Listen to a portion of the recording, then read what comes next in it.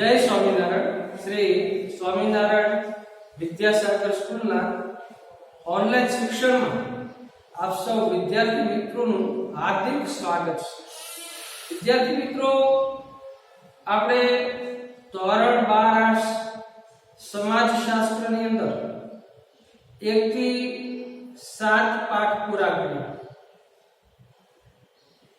आप सब जाणो छो के कोरोना महामारी ने कारण समाजशास्त्र विषय ने 3 पाठ एमनो आपणे अभ्यास करवानो छे अने ए पाठ परीक्षा में पण पूछावाना नथी। तो 8मो पाठ ए परीक्षा में आवવાનો નથી। પહેલો પાઠ, 5મો પાઠ અને 8મો પાઠ, આ 3 પાઠો એવા છે કે જે આપણી બોર્ડની પરીક્ષામાં પૂછાવાના છે। એટલે પહેલો પાઠ, 5મો પાઠ અને 8મા પાઠનો આપણે અભ્યાસ કરતા નથી। તો આજે 9મો પાઠ કે જે ખૂબ જ મહત્વનો પાઠ છે, સામાજિક ધોરણભંગ, બાળ અપરાધ અને યુવા જગત। આપણા માટે માત્ર અભ્યાસમાં જ નહીં પણ આપણા જીવનની અંદર આ પાઠ ખૂબ મહત્વનો છે। સમાજશાસ્ત્ર વિષય જેવો છે કે માત્ર અભ્યાસ કરવો કે વાંચી લેવાથી પૂરો થતો નથી, પણ આપણા જીવનની અંદર આ વિષયને ઉતારવો પડે છે। તો સામાજિક ધોરણભંગ, સામાજિક ધોરણભંગ, ધોરણ કહેતા નિયમ। વ્યક્તિ જ્યારે સમાજના નિયમોનો ભંગ કરે છે, જેને રાજ્ય સંસ્થા દ્વારા અપરાધી ગણવામાં આવે છે અને દંડ આપવામાં આવે છે। તો સામાજિક ધોરણભંગ, બાળ અપરાધ અને યુવા જગત। બાળ અપરાધ એટલે કે 18 વર્ષથી નાની ઉંમરની જે વ્યક્તિ છે એ કોઈ અપરાધ કરે છે, કોઈ ગુનો કરે છે, તો એને બાળ અપરાધી તરીકે ઓળખવામાં આવે છે।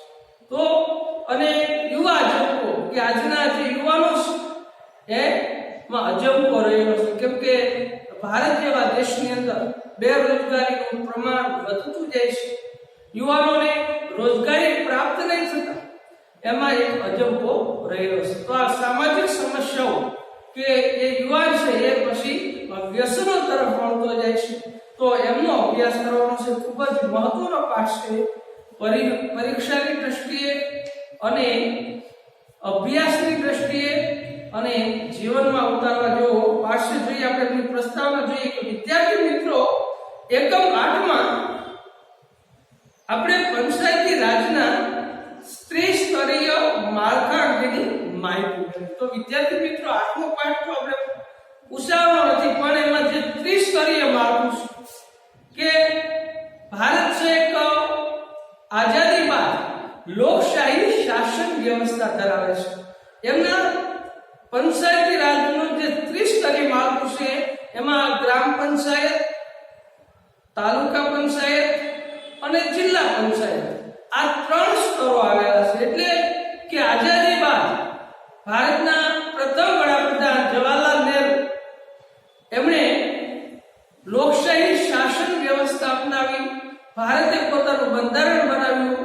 2 વર્ષ 11 માસ અને 18 દિવસ સતત મહેનત કરીને ભારતનું બંધારણ બનાવવામાં આવ્યું અને ગામડાના લોકો સુધી લોકશાહીનો ખ્યાલ વિકસે, લોકશાહીની ભાવના એના મનમાં વિકસે માટે આવું 3 સ્તર, ગ્રામ પંચાયત, તાલુકા પંચાયત અને જિલ્લા પંચાયત, અલગ અલગ ચૂંટણીઓ દ્વારા સત્તા પરિવર્તન થાય છે। તો પંચાયતી રાજના ત્રિસ્તરીય માળખા અંગેની માહિતી મેળવી પંચાયતી રાજના અસરકારક અમલીકરણ માટે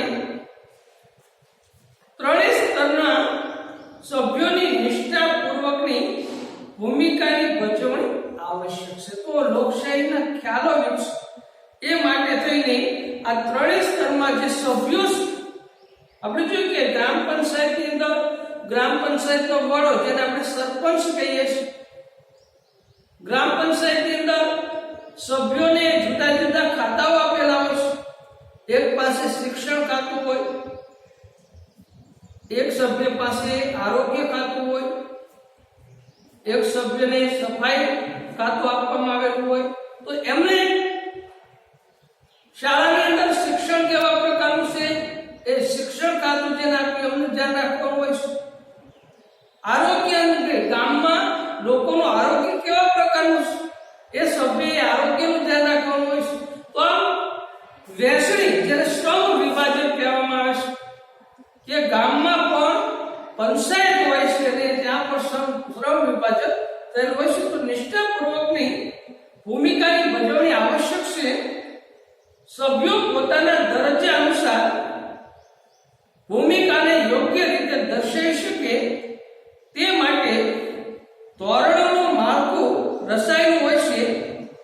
ધોરણોનું આ માળખું વ્યક્તિને ભૂમિકા ભજવવા માટે માર્ગદર્શન પૂરું પાડે છે. જ્યારે કોઈ સભ્ય આ માળખામાં દર્શાવેલા ધોરણોથી વિરુદ્ધનું વર્તન કરે છે ત્યારે ધોરણ ભંગની પરિસ્થિતિ નિર્માણ પામે છે. તો નિયમો બનાવેલા હોય છે અને એ નિયમ પ્રમાણે જ વર્તન કરવું પડે છે. પણ જ્યારે કોઈ નિયમનો ભંગ કરે છે તો એમને ધોરણ ભંગ વર્તન કહેવામાં આવે છે. વિદ્યાર્થી મિત્રો, આ એકમમાં આપણે ધોરણ ભંગ વર્તન કોને કહેવાય, તેની લાક્ષણિકતાઓ કઈ કઈ છે તે અંગેની સમજ મેળવી બાળ અપરાધ અને યુવા અજંપાની ચર્ચા કરીશું. તો આ 9મા પાઠની અંદર સામાજિક ધોરણ ભંગ વર્તન કોને કહેવાય, બાળ અપરાધ એટલે શું, અપરાધી કોને કહેવાય અને યુવાનોમાં કેવો કેવો જંપો રહેલો છે એમની વાત આપણે આ પાઠની અંદર કરવાના છે.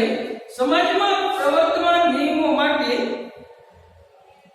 સમાજશાસ્ત્રમાં સામાજિક ધોરણો શબ્દ પ્રયોજે છે. સમાજમાં પ્રવર્તમાન નિયમો માટે એટલે કે જે નિયમો બનાવેલા છે એ નિયમો માનવીએ જ બનાવેલા છે. માનવીને જ્યાં જ્યાં મુશ્કેલીઓ પડી છે ત્યાં ત્યાં એમણે નિયમો બનાવેલા છે. વિદ્યાર્થી મિત્રો, આપણે 11મા ધોરણની અંદર અભ્યાસ કર્યો કે પવિત્ર કાર્યો અને અપવિત્ર કાર્યો. ફ્રાન્સના જે સમાજશાસ્ત્રી છે એમિલ દર્ખામ, એમણે ધર્મનો સિદ્ધાંત આપ્યો અને એમાં એમણે પાપ અને પુણ્યનો ઉલ્લેખ કર્યો કે ઘણા બધા એવા કામો છે કે જે કરવાથી આપણને પાપ લાગે છે, જેને અપવિત્ર કાર્યો કહેવામાં આવશે. જેમ કે ચોરી કરવી, લૂંટફાટ કરવી, મારામારી કરવી, ઝઘડો કરવો, હિંસા કરવી. તો આ બધા અપવિત્ર કાર્યો છે કે જે એના માટે સમાજે નિયમો બનાવ્યા. રાજાશાહીની અંદર રાજાને દંડ આપતા હતા. આજે લોકશાહી છે તો સમાજની જે રાજ્ય વ્યવસ્થા છે, આ રાજ્ય વ્યવસ્થાની અંદર રાજ્ય સંસ્થા દ્વારા અમને દંડ આપવામાં આવશે. એમાં પોલીસ, જેલ તંત્ર, ન્યાય તંત્ર, એમને ન્યાય આપવામાં આવે છે અને કોઈ નિર્દોષ વ્યક્તિને દંડ ન મળે એ માટે ન્યાયાલય હોય છે અને ન્યાય આપે અને પછી એ પ્રમાણે સજા આપવામાં આવે છે. તો સામાજિક ધોરણો કોને કહેવાય એવો એક માર્કમાં પ્રશ્ન આવે તો સમાજમાં પ્રવર્તમાન નિયમો માટે સમાજશાસ્ત્રમાં સામાજિક ધોરણો એવો શબ્દ પ્રયોજન છે. સામાજિક ધોરણો સાર્વત્રિક રીતે વિશ્વના તમામ સમાજોમાં જોવા મળે છે. માત્ર ભારતીય સમાજમાં કે ગુજરાતમાં કે ભાવનગરમાં જ નહીં, પણ આખા વિશ્વની અંદર સામાજિક ધોરણો આપણને જોવા મળે. એટલે કે સાર્વત્રિક છે, બધી જ જગ્યાએ સમાજના નિયમો હોય છે. કેવા કાર્યો કરવા, કેવા કાર્ય ન કરવા એ આમાં જોવા મળે છે. કોઈ પણ સામાજિક વ્યવસ્થાના અસ્તિત્વનો આધાર સામાજિક ધોરણો છે આ ધોરણો સમાજના સભ્યોને વર્તન કરવા અંગેનું માર્ગદર્શન પૂરું પાડતા હોય છે. તો વ્યક્તિએ કેવા કેવા કાર્યો કરવા એ આ સમાજના નિયમો દ્વારા એટલે કે સામાજિક ધોરણો દ્વારા એ વ્યક્તિને માર્ગદર્શન પૂરું પાડે છે. સામાજિક ધોરણ એ સમાજ વ્યવસ્થાનો પાયો છે. આપ સૌ જાણો છો કે અપરાધીઓ જન્મતા નથી અથવા જન્મથી કોઈ અપરાધી હોતું નથી. તો અપરાધી કઈ રીતે બને છે? અગાઉના પાઠમાં આપણે જોયું કે ભાઈ સમાજીકરણ દ્વારા વ્યક્તિનું યોગ્ય રીતે સમાજીકરણ ન થાય. કુટુંબ, મિત્ર જૂથ, શાળા અને સંસાર માધ્યમ આ માધ્યમો દ્વારા બાળકનું સમાજીકરણ થતું હોય છે. હવે જો એ સમાજીકરણમાં કઈ ખામી સર્જે, ખામી રહી જાય તો એ બાળક છે એ અપરાધી બને છે અને આ ધોરણોનો ભંગ કરે છે.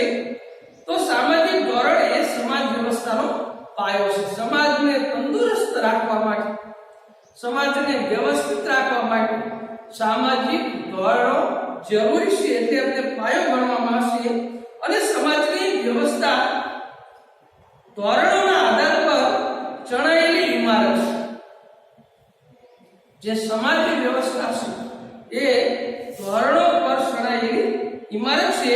વિદ્યાર્થી મિત્રો, કલ્પના કરો કે તમે જે શાળામાં અભ્યાસ કરો છો તે શાળાના કોઈ નિયમ જ ન હોય તો શાળાનું અસ્તિત્વ સંભવી શકે ખરું? વિદ્યાર્થી મિત્રો, આપણે કલ્પના કરીએ, આજે તો કોરોના મહામારીને કારણે આપણે શાળાએ આવી શકતા નથી, પણ જો શાળા શરૂ, તમે જે 11 ધોરણ સુધી અભ્યાસ કર્યો, શાળાએ આવતા હો અને જો કોઈ શાળાના નિયમો જ ન હોય, ક્યારે આવવું, ક્યારે જવું, ક્યારે રિસેસ, ગૃહ કાર્ય કરવું કે નહીં, પાકી નોટ બનાવવું કે નહીં, આવા કોઈ નિયમો ન હોય તો શાળાનું અસ્તિત્વ સંભવી શકે ખરું? તો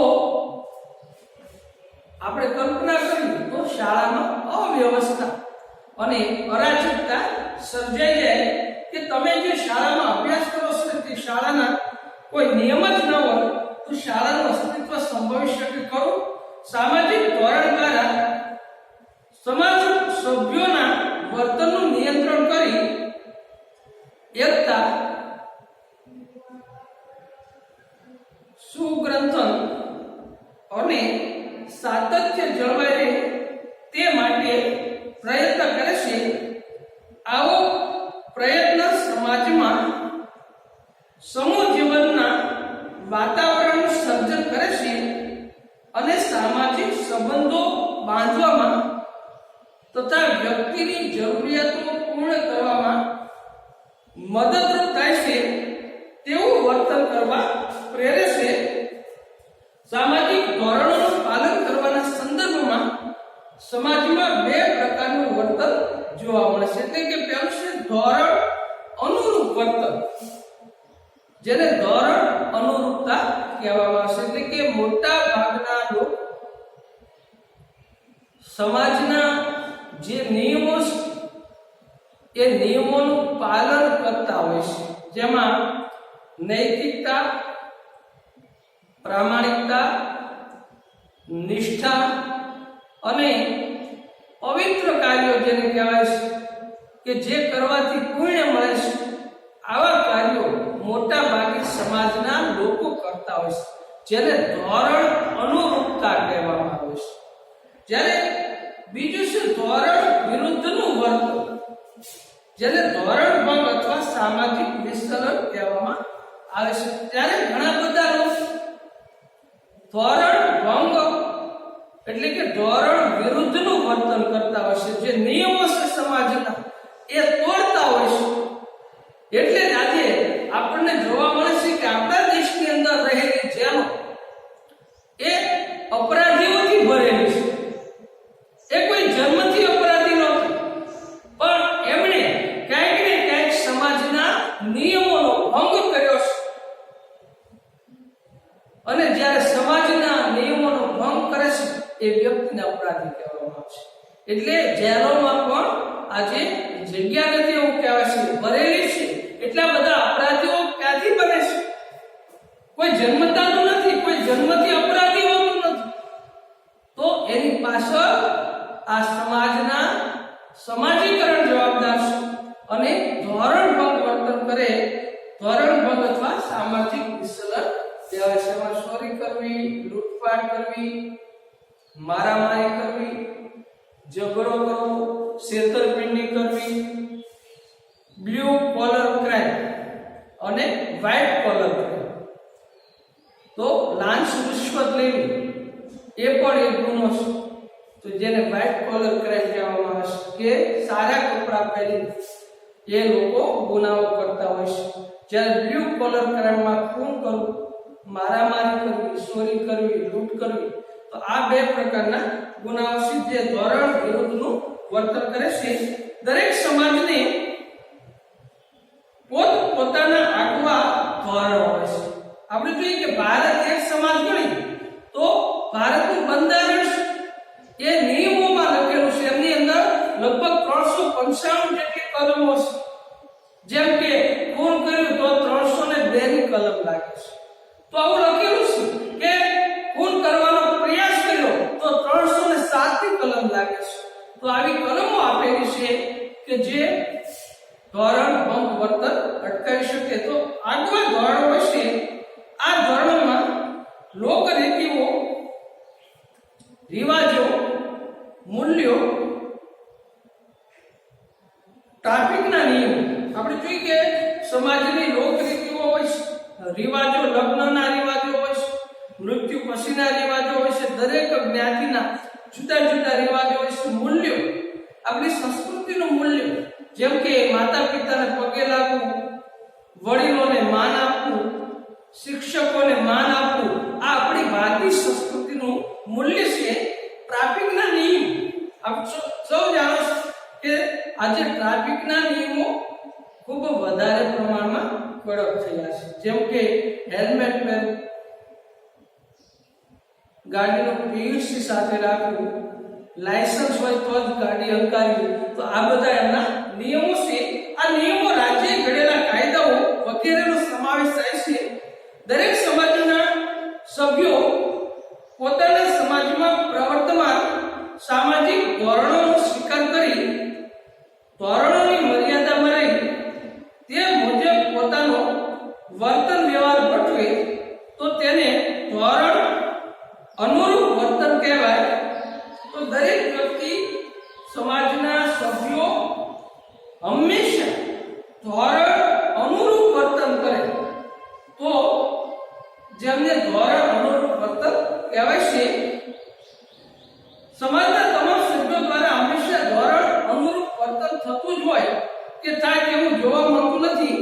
સમાજના કેટલાક સભ્યો દ્વારા ક્યારે જાણતા અજાણતા ધોરણોથી વિરુદ્ધનું વર્તન થઈ જતું હોય છે.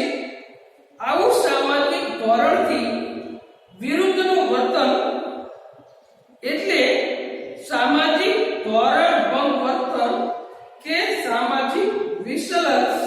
જો સમાજમાં ધોરણ ભંગ વર્તનની માત્રા અને પ્રમાણમાં વધારો થાય તો તે સમાજ માટે પડકારરૂપ અને સમસ્યારૂપ બને છે. તો જો સમાજની અંદર ધોરણ ભંગ વર્તનની માત્રા વધી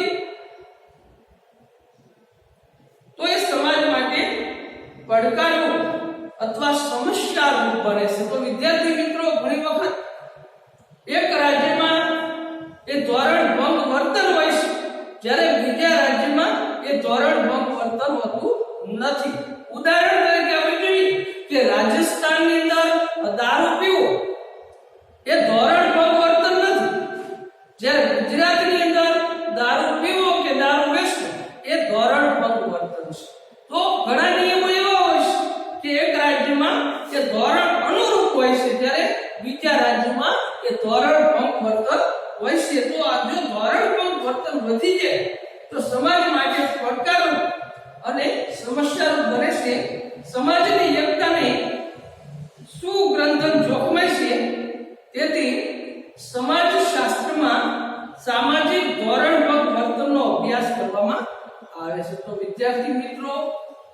ધોરણ ભંગ વર્તનનો આપણે અભ્યાસ કર્યો કે સમાજના જે નિયમો છે એ નિયમોનો જ્યારે આપણે ભંગ કરીએ છીએ ત્યારે એમને ધોરણ ભંગ વર્તન કહેવામાં આવે છે. તો તમને ખ્યાલ આવ્યો છે કે સામાજિક ધોરણ ભંગ કોને કહેવાય? તો સામાજિક ધોરણ ભંગ વર્તનની જે વ્યાખ્યા છે એ વ્યાખ્યાની વાત આપણે હવે પછીના તાસમાં કરીશું.